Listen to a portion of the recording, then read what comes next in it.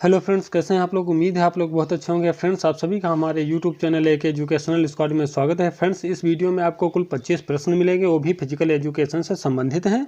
सारे question selective और important हैं, परीक्षा की दृष्टि से आपके लिए बहुत ज़्यादा महत्वपूर्ण भी हैं। तो चलिए फ्रेंड्स, बिना देरी के स्टार्ट कर लेते हैं। आज का हमारा पहला क्वेश्चन है, अस्थिपंजर को कितने भागों में बांटा गया है। तो अस्थिपंजर जो होता है उसको दो भागों में बांटा गया है। कौन कौन सा? एक्सियल और एपेंडिकुलर। ठीक है, एक्सियल हड्डियां और एपेंडिकुलर हड्डियां दो भागों में बांटा गया है। ठीक है, अगला देख लेते हैं। प्रश्न नंबर 2 है हमारा, एक वयस्क मानव शरीर में एक्सियल व एपेंडिकुलर हड्डियों की संख्या क्रमशः कितनी होती है। तो एक्सियल जो होती हैं उनकी 80 होती है, और जो एपेंडिकुलर होती हैं या एपेंडिकुलर के अंतर्गत कितनी हड्डियां होती हैं तो 126 होती हैं। और कुल कितनी होती हैं? कुल होती हैं 206। एक वयस्क मनुष्य में कितनी होती हैं? 206 होती हैं। जब कोई छोटा बच्चा होता है तो उसमें लगभग 300 होती हैं। वयस्क मनुष्य में 206 होती हैं। एक्सियल हड्डियों की बात करी जाए तो 80 होती हैं। एपेंडिकुलर की बात करी जाए तो उसके अंतर्गत 126 आती हैं। ठीक है, और जो हड्डियाँ होती हैं उसमें 99% कैल्शियम पाया जाता है। ठीक है, हड्डियों में कितने प्रतिशत है, मतलब शरीर का जो 99% कैल्शियम होता है वो किसमें पाया जाता है? वो हड्डियों में पाया जाता है। और बाकी जो 1% होता है वो पूरे शरीर में कवर होता है। ठीक है, चलिए अगला देख लेते हैं इसी क्रम में। प्रश्न नंबर 3, रूस की टेनिस खिलाड़ी मारिया शारापोवा पर किस प्रतिबंधित पदार्थ के चलते प्रतिबंध लगाया गया था?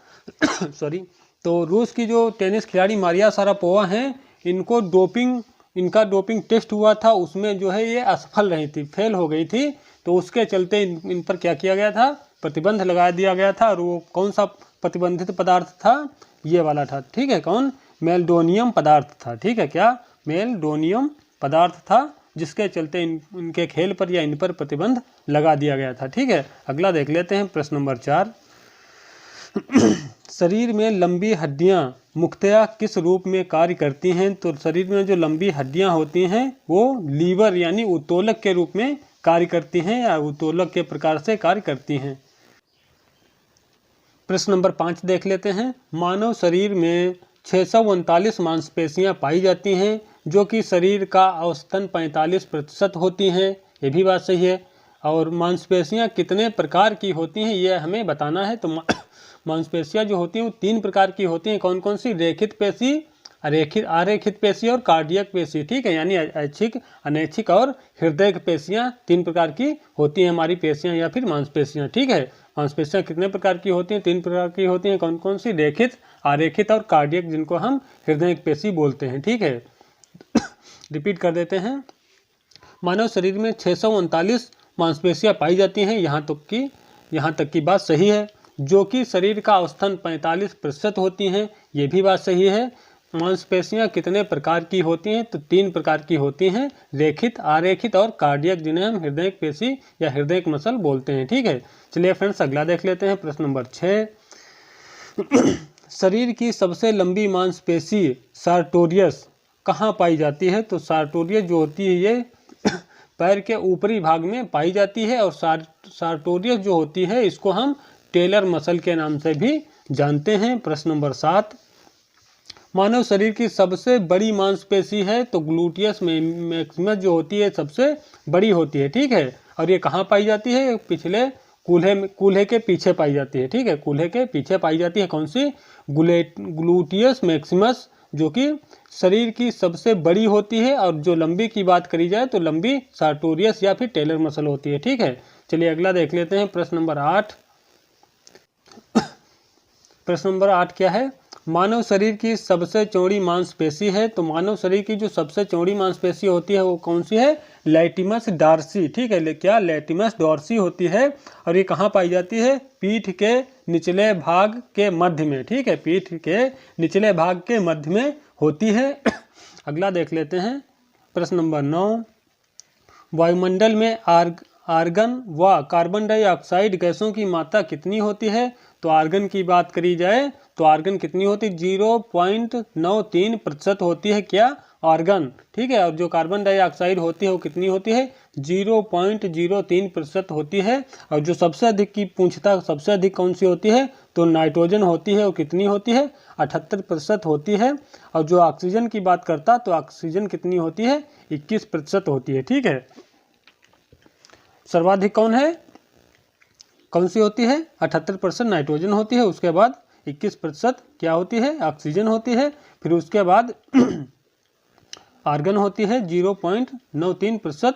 और फिर उसके बाद कार्बन डाइऑक्साइड होती है 0.03%। ठीक है। चलिए फ्रेंड्स, उम्मीद है समझ में आ गया होगा। अगला देख लेते हैं प्रश्न नंबर 10। सवाई मानसिंह स्टेडियम कहाँ स्थित है? तो सवाई मानसिंह स्टेडियम जो है वो जयपुर राजस्थान में स्थित है। और ये किस खेल से संबंधित है? तो ये क्रिकेट से संबंधित है। प्रश्न नंबर 11, भारत व पाकिस्तान का राष्ट्रीय खेल क्या है? तो भारत का राष्ट्रीय खेल क्या है? हॉकी है।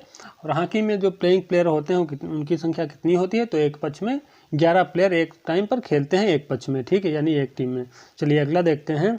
हैंसन रोग को यह भी कहा जाता है। तो हैंसन रोग जो होता है उसको कुष्ठ रोग या फिर लेप्रोसी रोग कहते हैं। ठीक है, हैंसन रोग को कुष्ठ रोग या फिर लेप्रोसी रोग कहते हैं। अगला देख लेते हैं। Federation cup, India gold cup, Asia cup और शिवांथी गोल्ड कप, सभी कप व मतलब जो ट्रॉफियां हैं किस खेल से संबंधित हैं? तो ये सभी वॉलीबॉल से संबंधित हैं। एक बार रिपीट कर देता हूँ। क्या है? Federation cup, India gold cup, Asia cup, Sivanthi gold cup, ये सभी कप जो हैं किस खेल से संबंधित हैं? तो ये सभी वॉलीबॉल खेल से संबंधित हैं। अगला देखते हैं। प्रश्न नंबर 14 है, प्रथम राष्ट्रमंडल खेलों की शुरुआत 1930 हैमिल्टन कनाडा से हुई थी। उस समय 11 देशों ने भाग लिया था और 11 देशों के 400 खिलाड़ियों ने भी भाग लिया था। यहाँ तक की बात सही है। इसका आयोजन प्रत्येक कितने वर्षों के अंतराल पर होता है, ये आपने बताना है। तो इसका मतलब राष्ट्रमंडल खेलों का आयोजन प्रत्येक 4 वर्ष के अंतराल पर होता है। एक बार रिपीट कर देता हूँ। क्या है क्वेश्चन? प्रथम राष्ट्रमंडल खेलों की शुरुआत 1930 हैमिल्टन कनाडा से हुई थी। उस समय 11 देशों ने भाग लिया था प्रथम बार में और कुल 400 खिलाड़ियों ने भाग लिया था। अतः इसका आयोजन यानी राष्ट्रमंडल खेलों का आयोजन कितने वर्षों के अंतराल पर होता है? तो प्रत्येक 4 वर्षों के अंतराल पर इसका आयोजन होता है। अगला देखते हैं प्रश्न नंबर 15, राष्ट्रमंडल खेलों को अन्य किन नामों से जाना जाता है? तो राष्ट्रमंडल खेलों को जाना जाता है British umpire games, friendly games, फिर अगला है ब्रिटिश कॉमनवेल्थ गेम्स और फिर है कॉमनवेल्थ गेम्स। ठीक है, इन नामों से जाना जाता है। अगला देख लेते हैं प्रश्न नंबर 16, किसी संस्था के अंदर कराई गई प्रतियोगिता या कार्यक्रम को इंट्राम्यूलर प्रतियोगिता कहते हैं। इस तरह के कार्यक्रम से बालक में कैसी भावना का विकास होता है? तो इसमें बालक में जो भागीदारी होती है, सहयोग की भावना होती है, उसका विकास होता है। एक बार रिपीट करता हूँ। किसी संस्था के अंदर कराई गई प्रतियोगिता या फिर कार्यक्रम को इंट्राम्यूलर प्रतियोगिता या कार्यक्रम कहा जाता है। इस तरह के कार्यक्रम से बालक में कैसी भावना का विकास होता है? तो भागीदारी या फिर सहयोग की भावना का विकास होता है। प्रश्न नंबर 17 देख लेते हैं। भारतीय विश्वविद्यालय संघ के मानकों के अनुसार